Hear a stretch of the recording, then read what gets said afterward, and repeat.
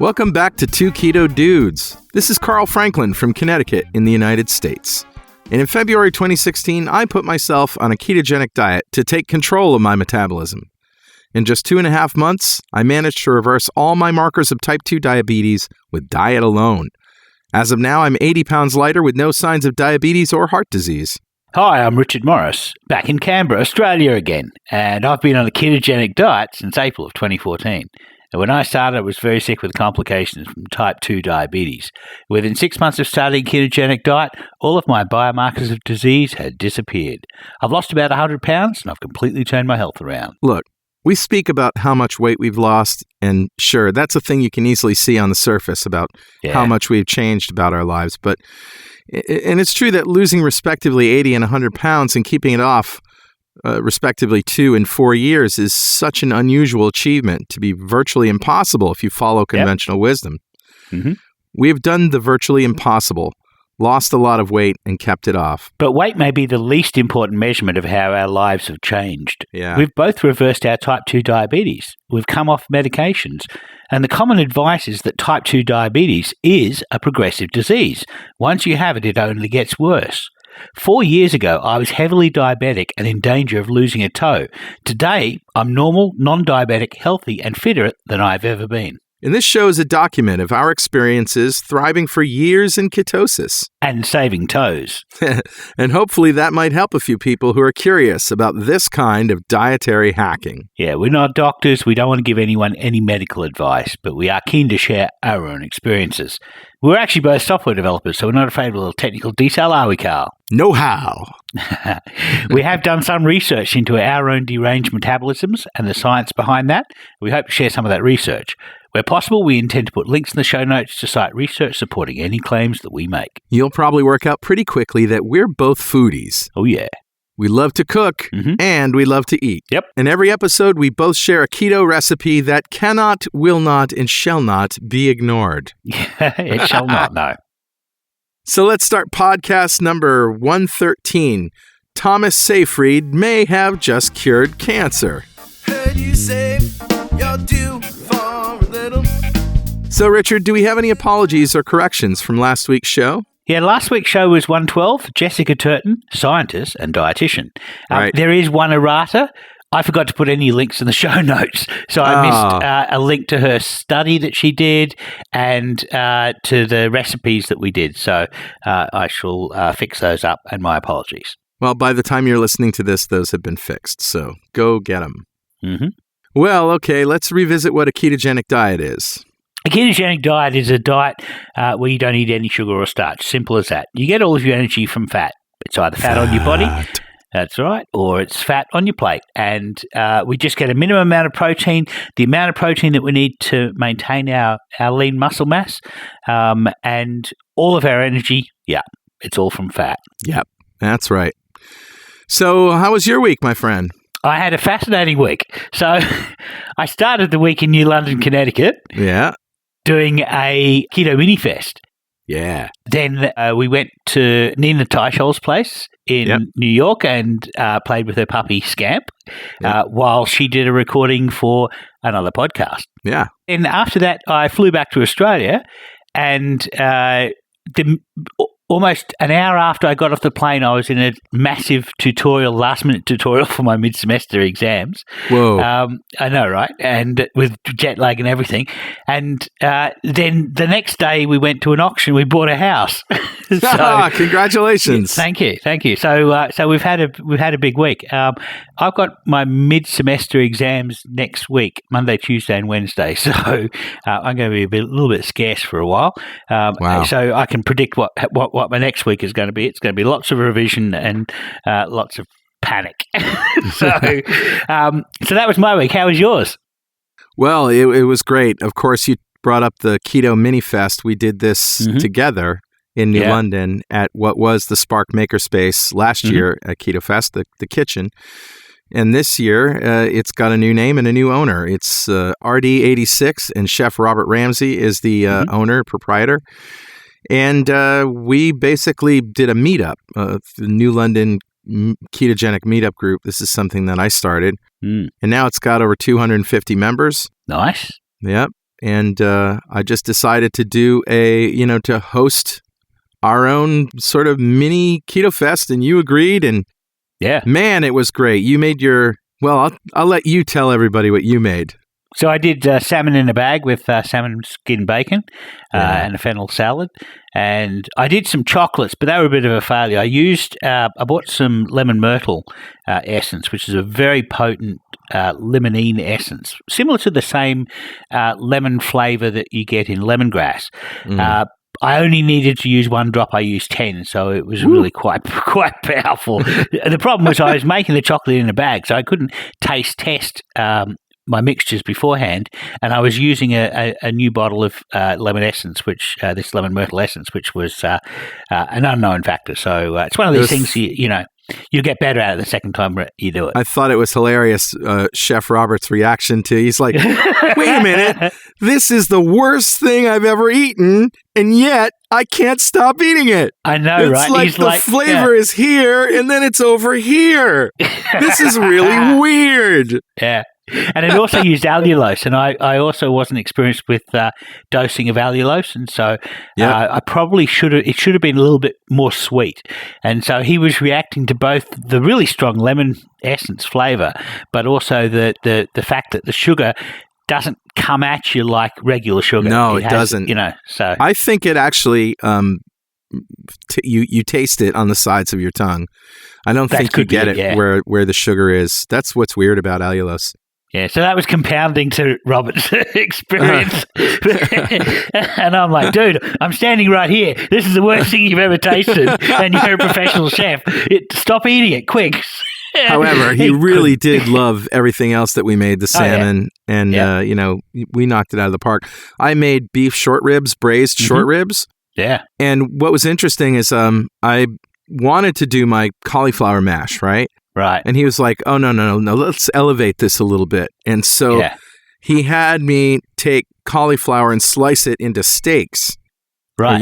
Or pieces, roast those. And I chose to do that with a little olive oil on the bottom of the pan, but nothing on the top except a little turmeric, salt, and pepper. Yeah, it's a real dry roast, Yeah, so it was soft on the bottom and kind of crunchy or crispy anyway, and brown on the top. And then I made a smoked Gouda cheese sauce using trisodium citrate and put that over that. And then what he thought would be a good idea was to chop some leeks really fine. Right. And, into strips. And actually, Brenda Zorn's friend, Liz Myers, came down, took a 4-hour ride to come down here. And she ended up doing the leek cutting, and she cut those things so thin and so nice. Her knife skills were great. And then he fried them. So they were kind of like the crispy fried onions that you get on top of your ribeye at a really nice restaurant, Yeah, the garnish. But they were delicious. They were like little onion rings. And then, of course, I made Kim Howerton's recipe for keto eclairs, and they were just great too. So everybody had a good time. But the highlight of Keto Mini Fest really was Megan Ramos coming on Skype. Actually, we used Zoom. Yeah. But for like an hour, she answered questions from the audience, and that was great. Yeah. It's very generous. For us, it was really a test of the facilities for Keto Fest, because this was a new restaurant we'd never cooked in before, although we had cooked in it last year when it was in the configuration of the Spark Makerspace. There was no longer the woodshed in the back, and there was no longer all of the 3D printing electronic workshops, and so it really was an entirely different kitchen with entirely different set of people running it. And I tell you, the difference was chalk and cheese. Oh, yeah. Robert and his team supported us like we'd never been supported before. It was like a perfect safety net. We were able to do some remarkable stuff, and I'm looking forward to the big Keto Fest in July 21. That's going to be off the hook. Well, I also scheduled another Keto Mini Fest in New London for May 26th, Saturday, May 26th. So if you want to check that out, if you're in the area, go to minifest.2keto.com. Yeah. There's more to my week, though, because we started doing live streaming this week. Oh, yes, we did. Yeah. I figured out a technology to be able to stream simultaneously to YouTube, Facebook, Twitter, and Twitch, which is owned by Amazon. And so I've been doing that almost daily since we figured out how to do it. Yeah, and something that we want to do for our Patreons, right? Among other things. Yeah, not just our Patreons, but anybody, right? I mean, I plan to go down to RD86 and do some stuff in the test kitchen with Robert and stream that live. Nice. Another thing we did this week was put up the Keto Fest website, right? The Eventbrite site where we're selling tickets. So the Kickstarter is over. We were successful. Now we're selling tickets to the general public, of course. Yeah, the prices went up a little bit, but price has gone up a bit, but we have to give something to the Kickstarter people, and it's just ketofest.com. Just type that in; it maps over there now. Nice. There is one more thing that I need to say. I was hired by Dr. Ken Berry, who's now my doctor, to read the audible version of his book, Lies My Doctor Told Me. Oh, nice. Yeah. And you'll do a really good job at that. You've got a good voice for radio. Yeah, I do. I've heard that. And and he's really happy about it. I've already done the prologue in 2 chapters, and it should be done fairly soon. So nice. Look for that. I'm very excited about it. All right, well, let's give away some swag. And you know what? We're not giving away a coffee mug today. No? No. We're giving away a signed copy of Lies My Doctor Told Me by Dr. Ken Berry. Oh, nice. Yeah.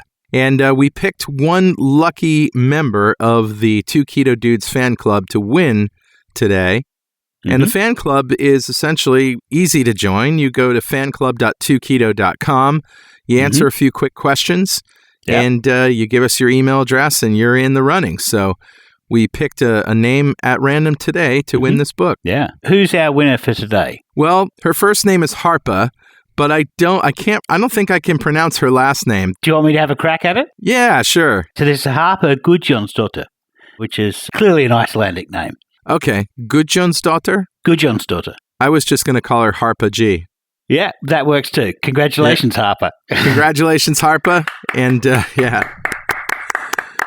Dr. Berry will be sending that to you. Toot sweet. And if you don't want to wait to win some swag, you can buy all sorts of it online at gear.2keto.com. Yes, you can. All right, it's time to read some, what is it? Oh, yeah. Mail! And I just bought a new letterbox. Mail! Mail!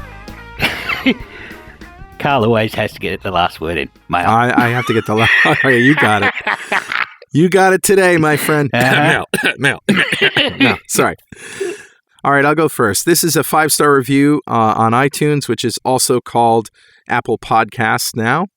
Yeah, thank you for every one of those stars. Much appreciated. And the title of this is Life Changing. Oh. I started keto November 14th, 2017. Today's April 7th, 2018. Thus far, I've lost 80 pounds and feel amazing. Wow. Carl and Richard have kept me company and given me the support and science I needed. I can't say enough about the impact of this podcast, and it's fun and entertaining, too. If I were to rate podcasts by positive impact, this is the one at the top of the list. I love this podcast enough to support it financially. Enough said. Oh, thank you very much. Wow. This is a common story that we hear. People, in 5 months' time, you lose 80 pounds and you feel great. This is pretty much what happened to me. I lost 80 pounds in the first 5 months, and then it took me about 3 years to lose another 20 pounds. So, thank you very much for offering to support us. If you want to do that, go to patreon.2keto.com. Yeah, I also want to mention that since I started doing these live streams, and I've done 2 or 3 of them now, I like to ask people, what are your experiences? And man, it's just like one after another, 40 pounds, 50 pounds, 80 pounds, 100 pounds, and in very short amount of time, 100 pounds in a year, Yeah, and that's virtually impossible, remember? Yep, that's what they say. All right, what you got? So I've got one from the forum. This is from Eliaconia, and Eliaconia says, it's nearly 1 a.m. and my energy is so high. I'm so happy right now because for the first time in a long time, I'm in no pain. Wow. I had enough energy to clean and do laundry without feeling totally wiped out and exhausted. I even walked a longer distance from my car to a store without difficulty breathing. This is a major for me. And I have nowhere to share it with anyone, so I thought I could post it here on the forum. I was at a birthday party last night and there was a cake right there and I wasn't even desiring or craving it. It didn't even faze me. That's I ate great. my greens and my protein and I socialized. I was so upbeat and happy and chatty. It was like the old me had surfaced, the one who lights up a room because I had that special something. I have been intermittent fasting for a week and I'm totally new at this, and tomorrow and Saturday I'm fasting until Sunday morning. Just to feel like myself again and have so much energy is such a win for me. To be fully present and engaging with my friends and my children and to feel normal again, to feel sassy. To me, that is a really good result. I have no clue if I lost or gained because I felt relief that I figured out what's going on with me. And there's a way to heal and reverse illness without medication. Yeah. This energy is insane. I hope I can get to sleep. That's how awake I am. Anyway, I hope this is okay to post because I'm new to posting on this type of forum. Look, all I got to say is just bring the sassy. Yeah. Come to the forum and bring the sassy. Yeah, that's right. Well done. Well done. Mm-hmm. Okay, well, we have an interview with Thomas Seyfried that we recorded a couple of weeks ago, or maybe it was about a week and a half ago. Yeah. When I went to Boston. Yep. And I was in Australia. Yeah, and you were in Australia. And so I actually went to Professor Seyfried's office at Boston College, and we sat down, we set up all the stuff, and we had a great talk about cancer and ketogenic diet. So here it is. Well, I'm here at Boston College with none other than Professor Thomas Seyfried. Thanks for being on our show. Oh, thank you. It's nice to be here. It's an honor for us. I just want to say first off the bat that when I was first looking into a ketogenic diet for my own type 2 diabetes, I came upon some of your YouTube presentations, and they were fascinating. They weren't what I was interested in. I was interested in diabetes, and they were all about cancer and about a novel explanation for how we get cancer and how we can put pressure on it to try and help our body get rid of it. But I found them fascinating, and I always intended one day to get back into it and understand a little bit more about it. And I just wanted to thank you for putting those out there and providing a fascinating interlude. Can you tell us a little bit about your theory? That cancer is a mitochondrial metabolic disease? Yeah. Well, that theory started with Otto Warburg back in the 1920s when he deduced that the high production of lactic acid in a variety of cancer cells was the result of a disruption of oxidative phosphorylation. Right. He had very powerful and convincing evidence from many experiments to suggest that this OXPHOS, ability to respire in the presence of air, oxygen, was defective. Because, Louis Pasteur, with his work on yeast, showed that the yeasts will ferment in the absence of oxygen. Sure. When oxygen comes into the environment, the yeast stops fermenting and begins to respire. Yeast are a very flexible organism. Right. We can't, as a species, we and mammals can't do that. We can't just go and hibernate in a fermentation metabolism for very long. But it turns out that the cancer cell is able to ferment, but is incapable of respiring oxygen when put back into the oxygen. So this is been referred to as the Warburg effect by others, not Otto. Otto never said this is my effect. The me effect. He never said. Yeah. It was Ephraim Racker at Cornell University who defined this as the Warburg effect, which is the continual production of lactic acid in the presence of oxygen. This had been a common phenomenon across all cancers of various species, even plants. Even really? The plants. The plant can't metastasize, but that's because they don't have an immune system. Right. And I have, in my writings with my colleagues, have said that metastatic cancer is actually a macrophage. It's a energy destabilization in cells of our immune system. Right. So if plants can have a growth, they call it crown gall disease.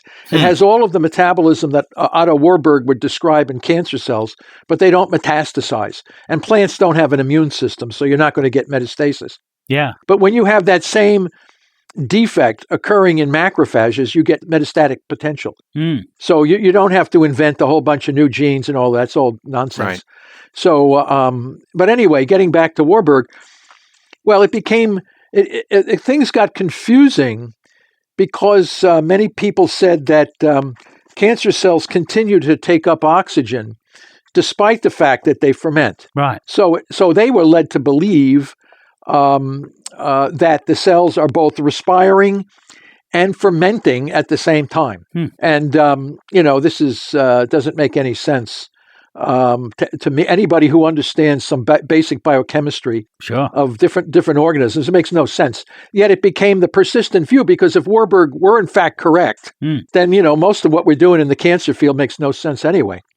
So Warburg obviously could not be correct. It was because the field said he couldn't be correct. Right. This is the Nobel Prize winning Otto Warburg.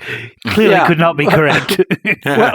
But he didn't get the Nobel Prize for his work in cancer. Right. Even he might have been nominated, but he got it for the cytochrome oxidase, the key enzyme involved in respiration, by the way. Sure.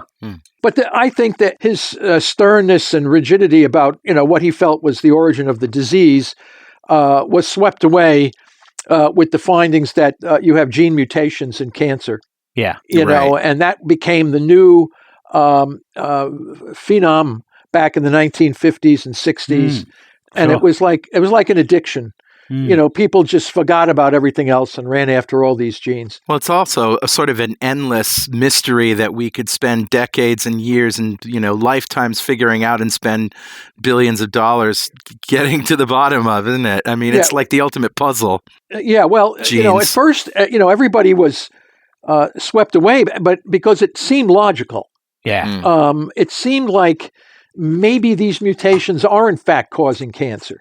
Right. Because that years ago, Theodore Boveri claimed that cancer was a disorder of chromosomal imbalances.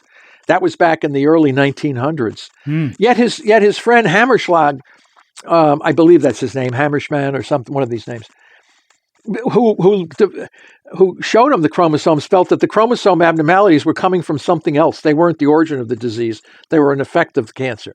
But Boveri said no, and Boveri never looked at a tumor preparation. This is amazing. Yeah. So he was a very famous guy. He proved that Mendel's genes were actually on chromosomes, Right. which was a massive achievement back then. Yes. And then, of course, chromosomes are abnormal in cancer. Nobody denies this. Most cancer, not all, have chromosome defects. Yeah. I believe Duesberg and his colleagues at Berkeley believes that this chromosomal instability is the origin of cancer. I look at all this stuff as downstream epiphenomena. It's an effect, not the cause. Right. And but Warburg was pretty much thrown under the bus. Everybody ran off and thought the gene thing was the really big. In me, I could care less what it was at the time. You study in the textbook that it's a genetic disease, and you just do this so you can get a grade on your genetics exam. It's not really something that impacts you. Yeah. Other than to get a grade. I'm actually doing my first genetics exam in 2 weeks' time. Surprisingly enough, I decided to go back to university and do biochemistry at the ripe young age of 52 years. Yeah, Carl was just telling me that's commendable. That's commendable. Thank you. Yeah. So a lot of people think that, and I hear this all the time, that if you just starve the cancer cells of glucose, they just shrivel up and die. But it's more complex than that, right? It's a little more complex. It's not a big. They use glutamine also. So this was the issue. Besides glucose, the tumor cells will also use glutamine. Okay. And the glutamine is also fermented, which is interesting. Really? Yes. So it's amino acid fermentation. Right. And Hokachka, years ago, took aquatic animals and held them underwater. And now you can't do these kinds of experiments today, but he did this back in early 70s. And he took seals and turtles and a dolphin or these porpoise or something like this. He would strap them to a board and hold them underwater. And of course, they were adapted to live underwater, but not when somebody's holding them under there. Yeah. But what he noticed was the tremendous amount of lactic acid and succinic acid was pouring into the bloodstream of these animals that were held underwater. Now, of course, the animals didn't die; they were not drowned. They were just held under there to see, what are the metabolites that are changing. And succinic acid is a waste product of amino acid fermentation. Wow. And we know that cancer cells are also blowing out succinic acid. Right. It stabilizes HIF, which is an oncogene for allowing hypoxic inducible factor. In other words, when you stop breathing, you better start fermenting. And what HIF is a transcription factor that upregulates glucose import into so cells can ferment. And so basically what these aquatic animals were doing was they were adapted to ferment. Yeah. And what they fermented was glucose and glutamine. Fascinating. And if you go back in the history of the Earth before oxygen came on the planet, all living organisms at that time were fermenters. Obviously, there's no oxygen. Had to be. Right. Yeah. So they fermented amino acids and any carb that you could, different types of carbs. So they were able to survive. And they could survive as long as they had fermentable fuels in the microenvironment. And as soon as the fermentable fuels disappeared, they died. Right. So unbridled proliferation, as long as the fuel for fermentation were present. Right. So does that suggest that cancer is a very ancient cancer is the pathways that cancer is are the cancer cells. All cancers are exactly the same disease. They're all the same. They do exactly the same thing. So they all ferment. Yeah. And they will ferment either glucose or glutamine or both. Wow. Okay. Yeah. So so ketogenic diets handle one part of the problem. They'll reduce the glucose. And people respond remarkably well. But you'll say, the tumors can sometimes come back after a while. And people say, oh, yeah, they're adapting. You see how tough they are. They're starting to ferment glutamine. They're going for the glutamine. Yeah. I don't know of any tumor cell that can survive without glucose and glutamine. Yeah. Checkmate. So how do you depress glutamine? How do you do that? Oh, not easy. Okay. Well, it's you got to be a little crafty. You have to be a little strategic. Yeah. Because the cells of our immune system also use glutamine as a major fuel. And this was shown by the Newscombs in UK. And they were spent years and years studying what macrophages and immune cells fuel they would use. So basically, if you kill a lot of cancer cells, your immune system somebody has to come in and pick up the corpses. Right. Otherwise, you get rot and infection and all kinds of stuff. Yeah. So that's our immune system. Sure. So if you go after glutamine too hard, then you paralyze our ability of the immune system to pick up the corpses. Right. So what we do is the press pulse, and that's one of our big papers that came out last year with some of my physician friends and scientists. And that's where we press with the diet. And I don't like it's called ketogenic metabolic therapy is what we call it. Right. Absolutely. And what it does is the ketones are only to protect normal cells. They're not going to be killing tumor cells in a large amount. Right. All right. So the ketones are only to allow our normal cells to transition over to a non-glucose fuel. Yeah, and have adequate energy. Yeah, they're fine under ketones.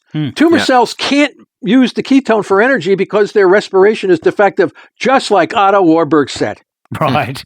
Right? Yeah. Not a mystery. And everybody said, oh, but the cancer cells are taking in oxygen. Well, not when they're living in a hypoxic environment in vivo. I mean, they're not taking in any oxygen. Right. Yeah. So, but they seem to ignore that fact. And no one, save us, were the first ones to identify and suggest that it's the glutamine being fermented, not respired. Yeah.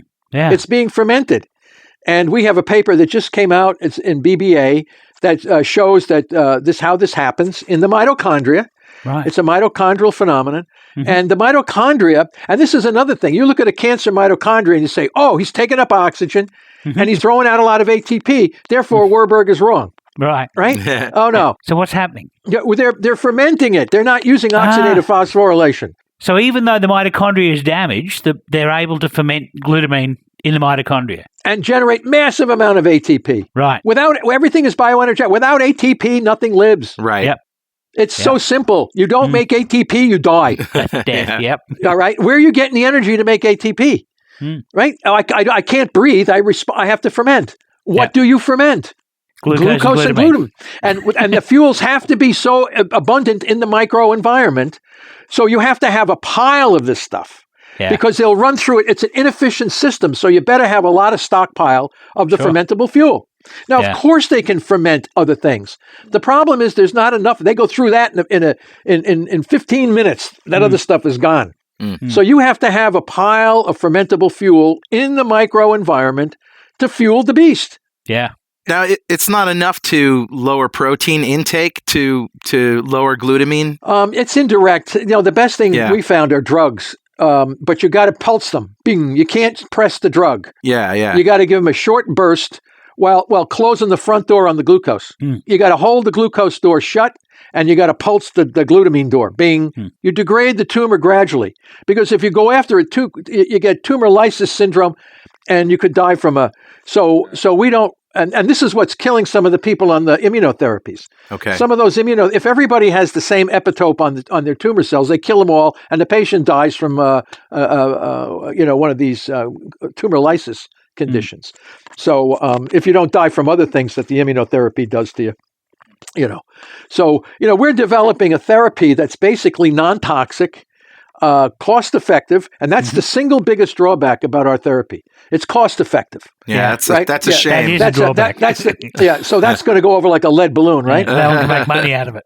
Then we have to speak of morality. Is it moral to be charging sick people a lot of money? Nobody's talking about the morality issue in this cancer thing. True. Right. This is it's immoral to charge people massive amounts of money and provide nothing, very little, and put them at risk for all kinds of diseases. It's like millions of dollars in the last 6 months of your life. It's incredible how much this ramps up. Yes. Healthcare. It's a moral question as far as if you have something.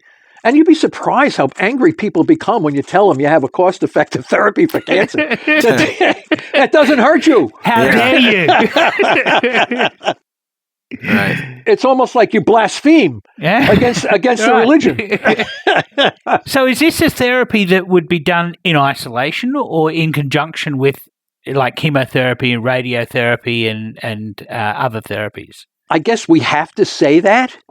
So as not to piss off the entire worldwide cancer industry, right? Oh yeah, you can do it with radiation, but minimal effective dose.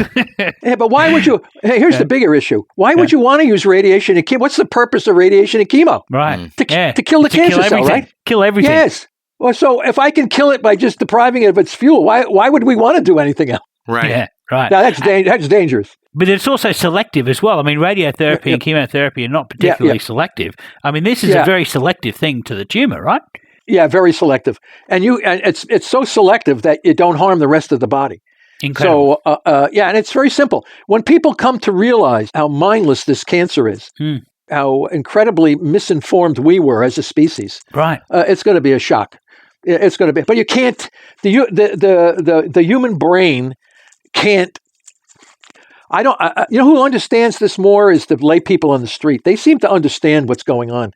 The scientists are out to lunch. They just simply can't. And I think it's their meal ticket. Basically, you're touching their meal ticket. Yeah. But it's also that everyone's I mean, we know of reproduction as being essentially a genetic issue. So we think of growth and propagation as being a caused genetically, and so it's kind of makes sense in a funny kind of way. The same way that the calories in, calories out model was seen as the obvious answer to the obesity crisis, Yeah. But it requires a little bit of understanding, I think. Yeah, well, look at the cell unbridled proliferation, right? That's basically what the nature of cancer is, unbridled. So the cell has to have energy to go through the cell cycle. Sure. You need to synthesize proteins and lipids and all these kinds of things. But the carbons from glucose and glutamine are the fuel that does all this. Right. Do you know of any effect that chronic high insulin has on cancer? Because insulin is sort of a growth factor. And insulin. We're exploring this now. It's very hard. It's hard to get funding for this. Can you believe it? Really? No, you can't believe it. No. They always say the first thing they say, what gene is involved?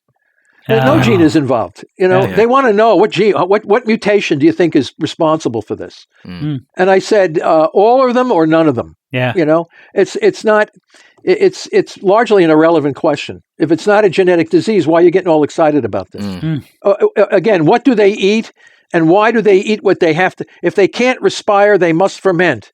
What do they ferment? They ferment glucose and glutamine. Can they ferment other things? Yes, they can. Are they there in sufficient quantity in the microenvironment to fuel them? No. What could give us more fermentable fuel? Radiation and chemo. Why don't we give them radiation and chemo? This is how insane it is. Right. So you ask me, we have to treat the patients, the ones that we've published, with radiation and chemo, because the poor physician will lose his license if he doesn't poison and irradiate the person. Right. So, and I asked him flat out, what would happen if we didn't do this? He said the patients would be even healthier. So do they really have to give these patients the least possible dose that doesn't lose them their medical license? Yes. In Incredible. fact, as a matter of fact, we're doing that in Turkey now. We give them the lowest possible dose, only to stay within compliance. But I asked them, I said, what happens if we don't give them any chemo? They'll do better. It only makes sense. I could take a healthy person walking down the street, a young man, 21 years old, fit as a fiddle, and start giving him chemo and radiation. And, the poor guy will be in the hospital, sick as a dog. All his hair will be falling out. And then you take a cancer patient, you do that to them? What is going on here? This is nuts. It's ridiculous. But the problem is that it's tragic. It's a tragedy. It's not funny. It's a tragedy. It's a tragedy because the physicians themselves are not educated to know any of this. Right. Okay. And they're not trained in medical school. They still memorize signaling cascades of mTOR and all these mutations, BRAF and BRCA and all this kind of stuff. And, most of it's irrelevant. They go to oncology school to learn not to give dosage of chemo that's going to bring the patient to a near-death experience and then back off. And, they're not trained to use metabolic therapy. Yeah, we have the same problem with diabetes experts. I mean, it's the same problem, and funnily enough, it's almost the same solution. It's almost embarrassing how many things the ketogenic diet has actually turned out to be appropriate for. Can I ask you, let's bring this down to the man on the street. There's so many people, you've got cancer, what do you do next? And for most people, this is such a new idea, it's a simple idea, but it's a new idea. What do you tell these people? How, I just got diagnosed with cancer. Do I just go on a ketogenic diet? Do I fast? What do I do? Another tragedy is they don't have a professional, a knowledgeable person to help them. Yeah. So the first thing they do is they go to the top oncology, Dana-Farber, MD Anderson, anywhere, all over the world. You all have your key cancer places, and they'll give you what the field says to give you, and then they'll tell you that the ketogenic diet, metabolic therapy, hasn't been validated or proven. Mainly because they don't read the literature, and they're clueless as to the massive scientific evidence that supports what we're saying. Right. Because they never heard it in medical schools. If they didn't hear it in medical school, it can't exist. Didn't exist, yeah. Yeah, it doesn't exist. So the poor guy who gets diagnosed with cancer is then going to a professional who's clueless or understands nothing or very little about this whole thing. And then they say, well, we're trained to give you chemo and radiation or immunotherapy or some such thing. And therefore, you go and you experience this. And many times your tumor will regress. Of course, you might have significant adverse effects from the treatment. Sure. But, many people survive. Let's be honest. There's many survivors. Many of these people are being treated for less than some of these cancers are very early stage. So, you're taking a baseball bat to a fly, so, but then you put yourself at risk. It's not healthy to be dosed with toxic poisons and irradiated. And even with immunotherapies, you can get type 1 and type 1 diabetes. You can have massive organ failures and all that. Why would you even consider treating anybody with the remote possibility of making that person sick or even die? Yeah. And they say there's nothing else out there. What do you mean there's nothing else out there? It's ketogenic metabolic therapy. So tell us about the literature. Tell us about what studies, what clinical evidence there is that these kinds of things can show benefit. Yeah, well, I think the group in Hungary Kasbatoth and Sophia Clemens. They're showing with their paleo. We just published a paper. It just came out this week on glioblastoma out of Alexandria, Egypt. This guy is doing well. The paper got 10,000 hits in 2 days. Wow. So why? The guy's a corn farmer. He's back working in the fields. He's 25 months out of a GBM. And we did upfront metabolic. Yeah, we had to use radiation and chemo, but we pushed it back. We did it was the last thing. And he's been still on the metabolic therapy. He's doing fine. Why should he be, And then we have a lot of guys like Pablo Kelly. Oh, Pablo's not published. They say Pablo, it's not but he's all over the web. Yeah. He was diagnosed with a glioblastoma. He chose no radiation, no chemo. And I just talked to him. He's still doing fine. Andrew Scarborough also. Scarborough, but you see, those people do not exist. Right. They are anecdotal. So I said, how many anecdotal reports do we need? Do you want to live? If you go. I mean, people aren't that stupid, really, but right? This is not type 2 diabetes where you're not going to drop dead tomorrow. Yeah. You're not going. You don't have. If you have type 2, oh, I'm sorry, you have 6 months to live. It's not. No. I mean, give me a break. That kind of thing. Yeah. Yeah, but with glioblastoma, if you can make a year or a year and a half, you're doing really well. So there are people that we know that have walked away from stage 4. Oh yeah. Cancer. My colleagues in Turkey only treat stage 4. They and that's that woman with the triple negative breast cancer. She's doing fine. I just talked to my colleagues. So we have stage 4 pancreatic cancer, metastasis to all the bones, the femurs, the ulna, the rays in the face, every organ system. The guy looked like a skeleton with a PET scan all over him. You can see his whole. So he's doing fine. He's out 2 years, right? Wow. We have lung cancer, ovarian cancer, triple negative breast cancer. We have glioblastoma. I mean, what do you want? I mean, is there a tumor out there that can resist this? Now, I'm not saying these people are cured because sometimes they come to these clinics, and I talk to my friends. They're the ones running the clinics. Sometimes they're so beat up by the radiation and the chemo and the immunotherapy, whatever the hell they're giving them. Yeah. Their body just can't rally. But if you take a person who's just been freshly diagnosed, their bodies are generally pretty healthy at first. Yeah. They don't look like death warmed over like you see them after they finished, with the radiation and chemo. So you want, and they give you high dose steroids that are the worst thing you can. You should never do that to these people. Yeah. Now, what are the drugs? I mean, we can obviously reduce our glucose by not eating it, but what are the drugs that you're talking about for glutamine? For glutamine, right now we have the experimental drug DON, 6-azonoreleucine. It's a drug that was used years ago for cancer patients. We have a big study that we're doing now. It works amazingly well for brain cancer. In the preclinical system, it hasn't been used for brain cancer in humans yet, but it works on metastatic cancer, especially when used with ketogenic metabolic therapy. So this is the ketogenic diet is the press, and the pulse is this glutathione. Yes. And I have a beautiful paper that's out with my colleagues on the press pulse, the whole concept, the framework for how and getting back to the problem is people can't do this on their own. Right. And they go to the medical schools and they expect to have someone, and the guy said, well, none of that works. It hasn't been done by a clinical trial. So then we'll give you, what we think works. But they'll give you an experimental drug option that hasn't only been done on mice, and most people are so desperate they'll do that. You want a drug. If you tell them, I want a drug that's not going to hurt me at all, I don't want to get hurt by this. I want it to be powerfully therapeutic, and I want to be able to be alive in about a year and a half or 2 with my hair. Yeah. Okay. They'll be told it doesn't exist. Yeah. Well, it does. It's called ketogenic metabolic therapy, and it exists. There you go. So what we're going to do for people who are listening, if they are in this situation, and it's a horrible situation to be in, you're just newly diagnosed, we're going to put on our show notes as many of the papers as Professor Seyfried spoke about, and we're going to suggest that you print them out and take them to your oncologist and ask him or her if they have read that literature and get them across that literature, because that may give you an opportunity to be referred to somebody who can help.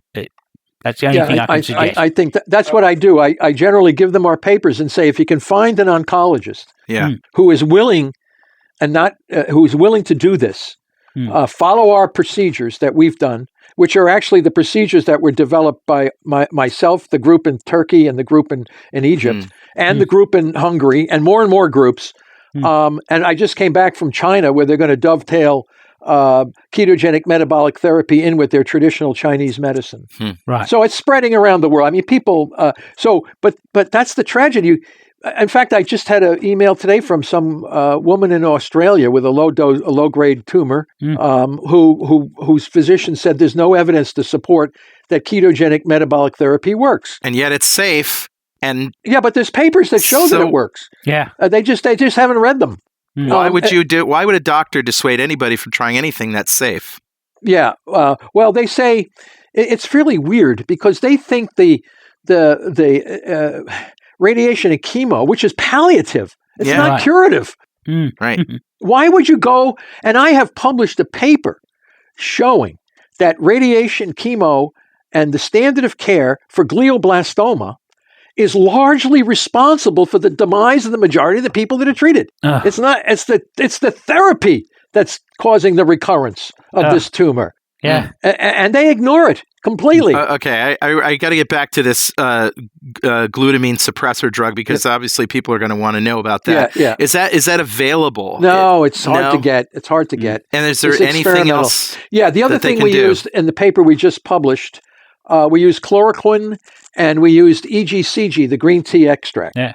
And both of those have a tendency to hit the glutamine a little bit. Chloroquine's the malaria drug, right? Yeah, it is. It stops autophagy, so you can't get the glutamine out of the lysosome. Right. Yeah. So it's not. It's an indirect tweak of the glutamine issue.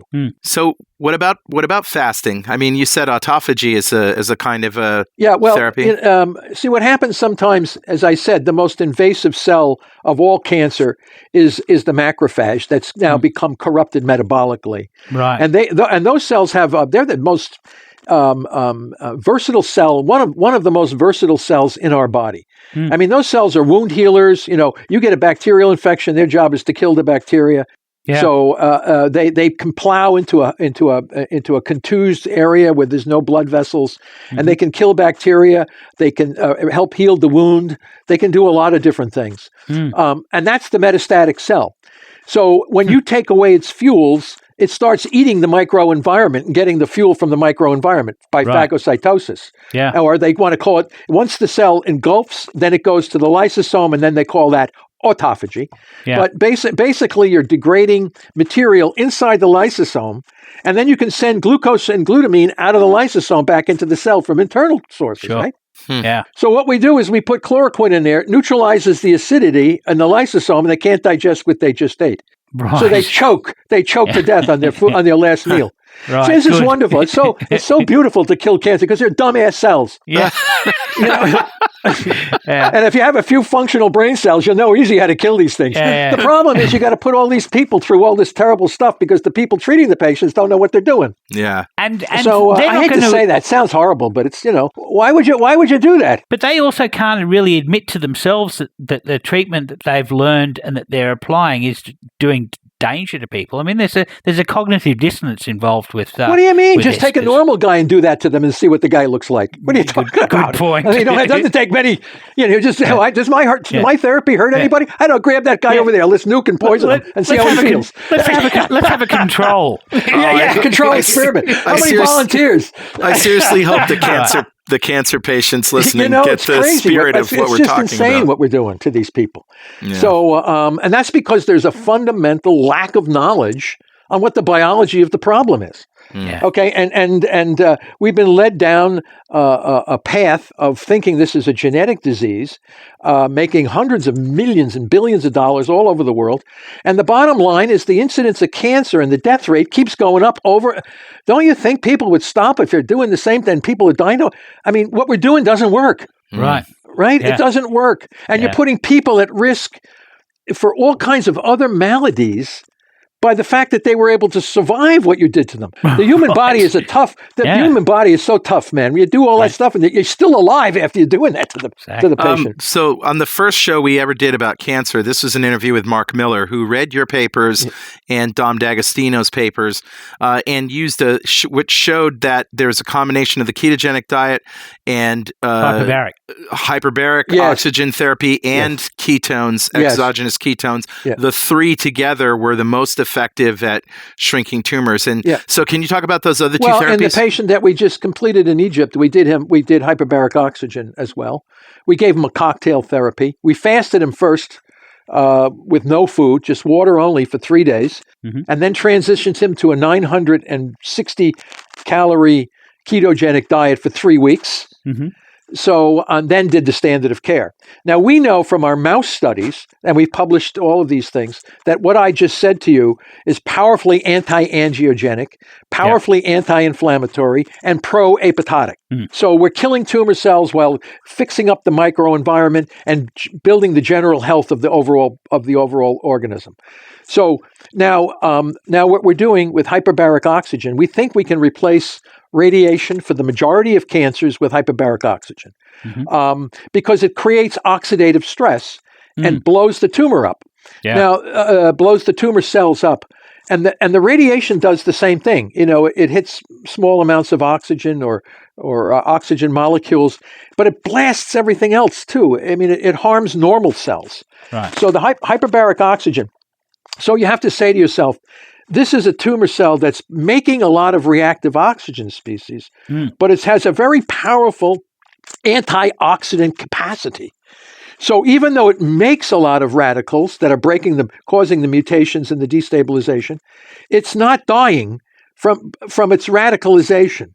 And the issue is because the glucose and the glutamine together make glutathione, which is a powerful antioxidant. Yeah. And also, manganese superoxide dismutase in the mitochondria is another powerful antioxidant system, which uses glutamine as a facilitator of that enzyme. Right. So these two fuels, glucose and glutamine, are not only providing the carbons for growth and survival, but are also it's like the shield around the Death Star. Yes. You have this you have this powerful antioxidant shield. Yeah. So by pulling away glucose first and then glutamine, the shield comes down, and then you put them into the hyperbaric oxygen chamber and kill them. Yeah. And as you said before, the ketones are protecting all the normal cells from the same treatment. Right. Yeah. And if you're in a ketogenic diet, you're creating ketones anyway, though. There's nothing more exciting than killing tumor cells without harming the rest of the body. Yeah. And it's not that complicated. Once you understand the biology of what's going on, and then you know that these gene mutations that everybody is studying and here's another kicker. You're going to go love this one. So all of that stuff comes downstream, right? It's largely irrelevant. So what they do is they take cancer patients now, and they do punch biopsies on the breast or the prostate or some damn thing, and then they look at the gene mutations, right, to diagnose, to make a decision about what your predictability. What kind of mutations? Irrelevant. Now, what you're doing is the punch biopsy itself is creating oncotaxis. You're creating a microenvironment that if you do have a metastatic or a cell that's on the verge, it's going to spring out into the rest of your body. So they take the core and they're going to look, oh, you're really good. You have very low mutation. And all of a sudden, 6 months, a year later, you got metastatic cancer all over your body. What the hell happened? The punch. You got to give the pathologist the job, otherwise he won't have anything to do, right? He won't be able to, it's when you know what I know, right, and you see what we're doing to these cancer patients, it's a tragedy. Over and over, it's a tragedy. Isn't it in a lot of cases that the genes in one tumor cell are different from the genes in the tumor cell next to it? They're totally different. Yeah, totally. So it's not a genetic cause, a common genetic cause that's causing this downstream effect. that is the genetic damage is the downstream effect of reactive oxygen species just going blindly through and slicing up genes. And we know that we know that because the paper I published on the nuclear transfer experiments, where you take the nucleus full of mutations and put it into a new cytoplasm, it forms normal cells, even though the mutations are there, right? Yeah, I have a big paper on that. You should read it. Yeah. So, and not only that, listen to this. You have we found some tumors have been reported in the literature. We have no mutations, even with deep sequencing. They can't find anything, right? Yeah, and it's a raging tumor, right? Yeah. And then you have normal skin cells are loaded with these driver mutations, but the skin doesn't have any tumors, right? So when you start looking at the absurdity of the gene theory, there's more and more material to say, how could we be so stupid as a species to think these genes are causing anything, right? So, and yet this isn't it, man. You go down to any of these top schools. They got the, down here at Dana-Farber, they got the, Broad Institute, they brought the supercomputer Big Blue or Watson to ream through millions and millions of gene screen mutations. But no one's told the computer that it's not a genetic disease. That dumbass thing doesn't know what thing from a hole in the ground. It's got a lot to chew on. I guarantee you, if it does actually come back and say this is not a genetic disease, they'll reprogram the thing. I'd really be impressed if the computer could do that. I don't have a function anymore. I can go down to the Caribbean and relax. You know? Oh, my. So, Richard, it sounds like you're going to get an A on your next biochem test. No, I've got to get an A. No, you're going to fail. You've got to be careful. You're going to fail your test. I'm going to listen to Professor Seyfried. You know, the funny thing is this podcast will actually come out probably while I'm in my exam. So, and I know that a lot of people in my class are all tuning into the podcast. So let me just say to my peeps in Bio 1003, don't listen to anything we're talking about until after the exam, after your genetics exam. Yeah, you got to love the oncogenes, right? They're the they're the transcription factors for regulating fermentation metabolism. Right. So when the mitochondria are injured, they signal to the nucleus and says, "We're suffocating. Can you help us?" Right. So the oncogenes turn on and they bring glucose and glutamine into the cell. Yeah. So they're really facilitators. They're not they're facilitating an effect. They're not the cause. This has got to be a fundamental part of our genetic heritage. Our germline is. I mean, prior to the invention of oxidative phosphorylation, this is how we. You know, this kind of fermentation is how our germline prospered. So, you know, it's got to be very, very fundamental. Yeah, well, I think the mitochondria in the cells are really underestimated about how important and powerful they are. You know, it's an interesting thing. These two organisms merged, you know, a billion years, it took several billion years ago. And this one organism that could capture the energy from oxygen and the sun was able to work and reduce fermentation. So we became metazoans, multicellular organisms, as the result of this synergistic interaction between these two organisms. Now, it's very interesting that the mitochondria has relinquished all of its genetic control to the nucleus except 13 genes. Yeah, just those 13 are the key. You damage one of those and the organism's dead instantly. So, you know, it's like anything. If you get some dumbass that's going to do the job for you, I mean, it's just human. I mean, it's nature to do that. Any animal will do that. Delegation. Right? Yeah, the nucleus is the dumbass slave of this mitochondria. It's doing everything. Why should I do it? But I control the kill switch. You don't do what I say. Now, what happens, of course, if the kill switch doesn't work, the nucleus goes berserk, and you start, you know, fermenting and going back and doing all this stuff. So you put everything into an evolutionary perspective. And I have a whole chapter in my book, chapter 15, Nothing in Cancer Biology Makes Sense Except in the Light of Evolution. People have to know this. If they don't know this, then they lack knowledge. Right. And you can't understand the nature of the problem unless you put together all these parts. Right. And once you do that, it becomes a very manageable disease. You know, we just have to have a trained cadre, a trained staff. And right now, we have no training. Professor, do you have a fund or something that somebody with $1 bazillion to burn can help fund your research? Yeah, well, right now, our funding is coming from private foundations. I have funding mostly from Travis Christofferson's Single Core, Single Cure Foundation. Excellent. I tell people because we have an ongoing research grant from that foundation. He's the author, right? Yeah, he's the author of Tripping Over the Truth, right? And he basically read my book And he felt that if I were right about some of the things that I was saying, more and more people should know about this. So he published Tripping Over the Truth, the reemergence of this metabolic theory. And he went around and interviewed some of the top geneticists regarding this. And they were basically clueless about this whole, they heard about it, but they're so locked into, driver genes and this kind of gene and that, mTOR gene, this kind of, everything is like, give me a break. So, but you can't, and it's a dogmatic situation.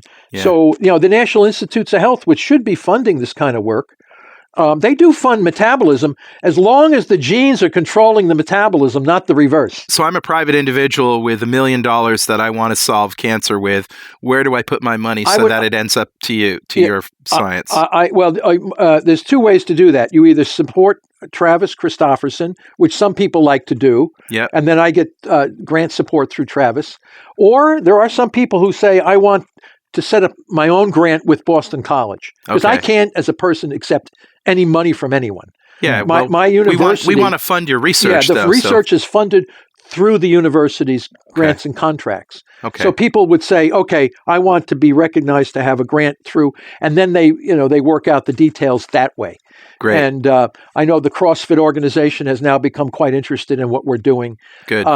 But you need, we could solve this whole cancer problem in about 5 years or less. Yeah. We already know what we need to do. We just need to fine tune it. Now, this is not what we call sexy science. This is in the trenches kind of science. Actual science. We know what we need to do. We just haven't perfected the synergies between the different press and pulse procedures. Yeah. It's called dosage, timing, and scheduling. Right. Now, I've been working on this, and I've been telling my colleagues at the clinics where we can use press pulse, and they're the ones coming back and sometimes telling me, can you validate this for me? And I'll validate it in the preclinical system, because, let's try everything on because we developed the singular best models of systemic metastatic cancer and glioblastoma over 20 years in my lab. So we have the very tools that will allow us to test and validate certain procedures. And then I go right to the clinic in either Turkey or Egypt or Hungary or some of these countries that will test our stuff. Not in this, unfortunately, we can't do it in the United States. It doesn't happen in the US at all? No clinical trials at all? No, because it violates the standard of care. You could lose your license doing this stuff. Right. Well, even though you're not hurting anybody. A lot of people will lose their jobs. Yeah, people will lose their jobs, basically. Right. But there's a term that we call retraining. We have a term that we call retraining. It exists in this country, right? The coal miners, the steel workers, they need to be retrained. So, and they're, if they can get another job comparable, so we need to, I'm telling you, we can develop clinics that will, once we understand doses, timing, and scheduling for the different, we degrade the tumor slowly. We never harm the patient. The patient should emerge from the therapy looking much healthier and fit than they were when they started. And they get to eat bacon. Yeah, they could eat bacon, but I wouldn't go too far on the bacon. And the food industry is now developing therapies where food is becoming the medicine that works together with these specific drugs. Yeah. And the food is really interesting because it's not just the ratio of fats to proteins to carbs. It's not only the ratio, it's the composition of the proteins, fats, and carbs. Yeah. And they can work very powerfully together with these other drugs. And this is an emerging field, believe me. We don't know which of these various food items will work best with that drug under that condition. Yeah. So clearly there's a lot of excitement that's coming down the pike. And we want to make this therapy pretty much fit the standard, the 6 or 8 months that you would normally be treated for cancer. Because you don't go in and get one pill and then you go home. No. You're being treated by radiation, followed by chemo, followed by whatever. Yeah. So you want to make sure that you're going to be within the same. And I think that can happen because we're not into blowing the whole hell out of this tumor immediately. We're degrading it and enhancing the health of the body while degrading the tumor. And we're doing it very strategically, taking consideration the immune system, the different fibroids, all of the normal cell systems of our body coming together, fighting the tumor. And we're taking the normal cells in our body and making them competitive for the very fuels that the tumor cells need. Yeah. So the whole body is now working against the tumor. It's a beautiful system that That's great. I kind of feel sorry for the tumors when you're on the job. Yeah. Tumor ninja. Yeah. So, I mean, it's going to happen. As I said, the press pulse therapy in time will make most other cancer therapies obsolete. It's just a matter. Once the word gets out, people know what's going on. More and more people come on the web. Hey, I should have been dead. I'm doing fine. Look at me. I never lost a hair. Yeah.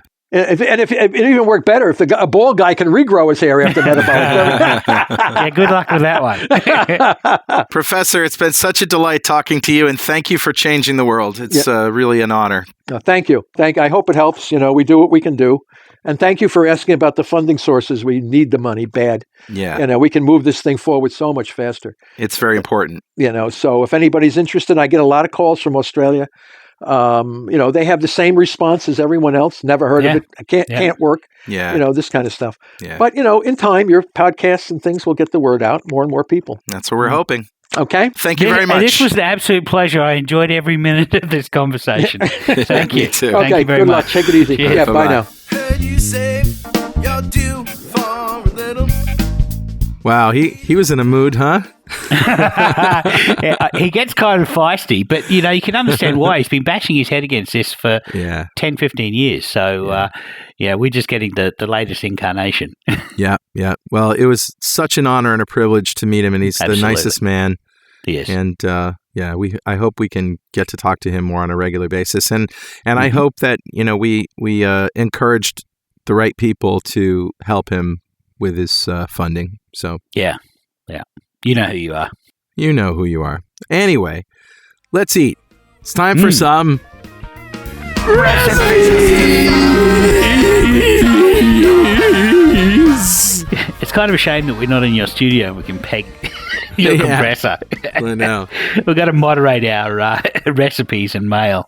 Yep, that's right. So what have you got today, Carl? Well, today, Richard, I have keto fried rice. Ooh, nice. Now, I had been holding off on this because I didn't think that Miracle Rice, which is what I'm using, was actually going to work well for fried rice. But if you think about it, fried rice isn't really like rice. I mean, it's kind of soft and squishy. Pillowy, yeah. It's not like rice that sticks together. You know what I mean? Yeah. So I thought that, well, what the heck? I'm going to try this. And of course, my wife loves fried rice. Okay. And I want to get her carbs down. So if I can give her a fried rice that is just as good, she might like it. So I'm hoping to make this for her soon without the onions, of course, because she can't eat those. All right. So you take 1 8-ounce package of Miracle Rice. This is a konjac or shirataki rice product. There's actually no rice in it. No. But it's from a root of a plant that and it stores its energy in a form of starch that we can't digest. So correct. Yeah. So for us, it's really like fiber. Our gut bacteria can digest it, turn it to short chain fatty acids, but we can't turn it to glucose. Yeah. Right. So you take 1 8-ounce package of Miracle Rice. You're going to need 1 or 2 strips of bacon, depending on how big they are. If you got a great big strip of thick bacon, you could use 1. Or 2. I really don't care how many you put in your fried rice. It's all good. You're going to need 2 tablespoons of butter, a 1/4 cup of chopped onions. Okay. You're going to need some bean sprouts, about 1/2 cup, a teaspoon of chopped garlic or 1 clove chopped. You're going to need 1 teaspoon of toasted sesame oil and a tablespoon of soy sauce. Yeah. Yep. You need 1 egg. And finally, a tablespoon or so of chopped scallions or green onions. Cool.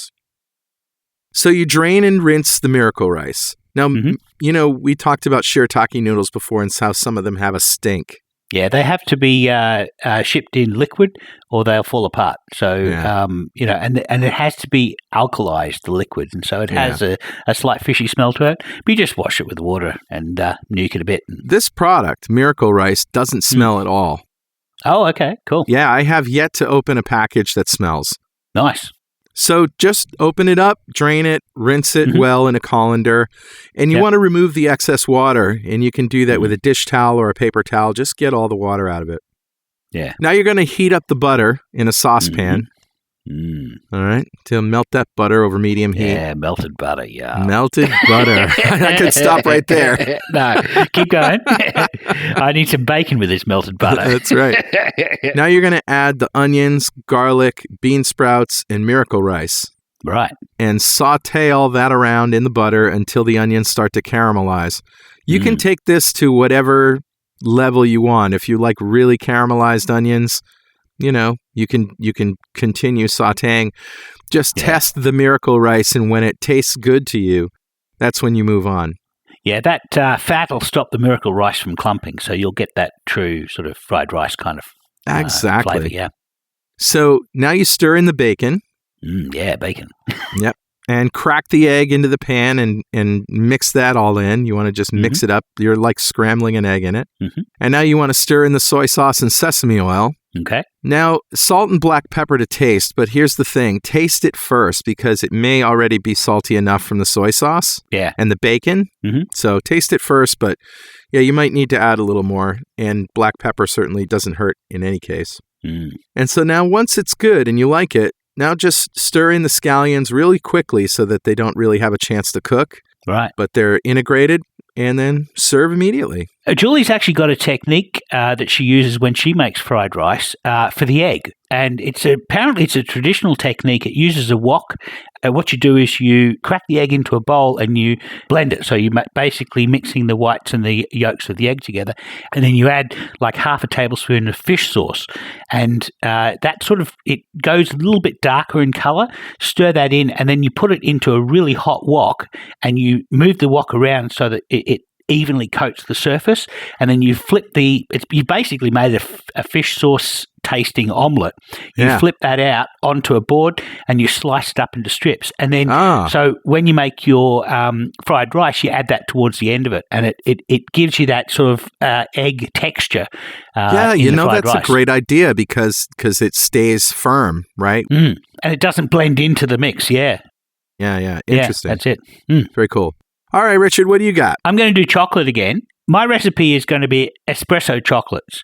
And anybody who came to the Keto Mini Fest would have tasted the chocolates that we tempered there. So we're talking about a similar kind of texture, not the overwhelming lemon myrtle flavour that we did. So this chocolate, what we're going to do is we're going to start with 200 grams cacao butter. Now, this is the fat from chocolate. Right. And we managed to find some at Fiddleheads in New London. You basically get it from an organic produce store, and it could be called cocoa fat or cocoa butter or cacao butter. They're all the same thing. All right. So what we're going to do is we're going to 200 grams of cacao butter, we're going to melt it. And to that, we're going to add a smidgen of sucralose or other powdered sweetener. Is that a real measurement? A smidgen is actually a real measurement. It's precisely 1/32 of a teaspoon. Wow. So here in America, it's just a vague measurement. Just put a smidgen of that in and a smidgen of this. Yeah, or a dash of that. Yeah. Yeah, dash. Yeah. So all of these sort of vague measurements came from somewhere, and there was a precise measurements for this is before chemistry existed. We used to have alchemists, and they had all of these precise measurements for things. Yeah. So anyway, to that we're going to add 100 grams of ground coffee beans. So we're not actually adding cocoa powder to it, or if we would make dark chocolate, we'd use cocoa powder. If we made white chocolate, we'd use milk powder. I'm actually adding ground coffee beans, and I'm going to melt the cacao butter. And I'm going to steep the ground coffee beans in that to get the espresso flavour across. Wow, what a great idea. These are really coffee flavour and full of caffeine. These things will keep you awake. Buzz. Ask me how I know. So, so anyway, you let this steep for maybe half an hour, and it's going to get a lot of the coffee flavour, and the actual colour of the liquid will go brown because it's the coffee. What we want to do is we want to filter the solid grounds out. So I use a kitchen towel, one of these disposable blue kitchen towels that you see on a roll. Sure.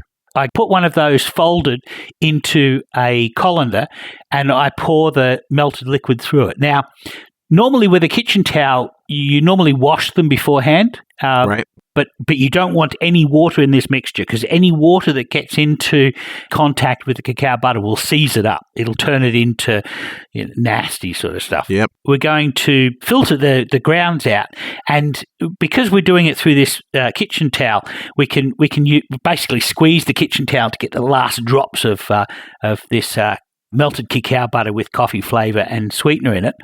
And we put it all into a plastic bag, and it could be a Ziploc bag, it could be a vacuum sucking bag.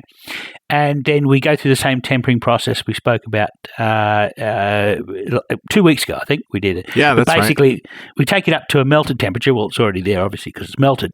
So we take it down to 27 Celsius, which is about 80 Fahrenheit, and that is going to set all of the crystals the way we want them to be. And then we take it up to our working temperature, which is about 90 Fahrenheit or 32 Celsius, and it can stay there until we're ready to use it. And I put these into molds shaped in the shape of coffee beans. Yeah. So, and they came out and they were delicious. And I made them before I flew to America, and I fully intended to take some with me to America.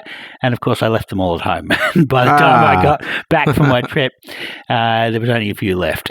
Oh, well. So anyway, that's my recipe for the day. Very good. Very good. Well, that's the show. It's a good one. It was a long one, but it was just a pleasure to meet Professor Seyfried, as I said before, and we're very excited about his research. Yeah. Of course, if you have anything you want to tell us, something we said wrong, something you don't agree with, some more research you found to support or refute anything we've said, send it by email to dudes@twoketodudes.com or post it on our website. And you can follow us on Twitter at 2KetoDudes, on Instagram at 2KetoDudes.